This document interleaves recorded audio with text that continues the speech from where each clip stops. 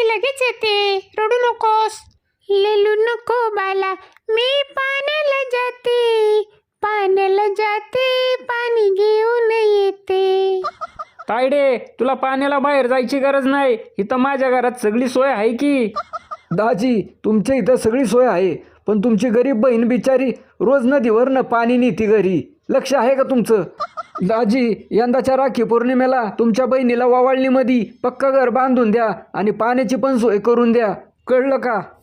अय काळ्या, तू बहीण भावांमध्ये भांडणं लावायला आलास का इथं?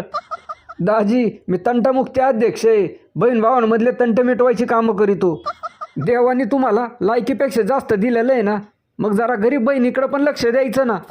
अय मामा गपकी, कायला त्या पप्पाचं तोंड वाजवायला होतो? ते बुकायला लागलं की एक तर बंद होत नाही, माहिती आहे ना तुला. पप्या,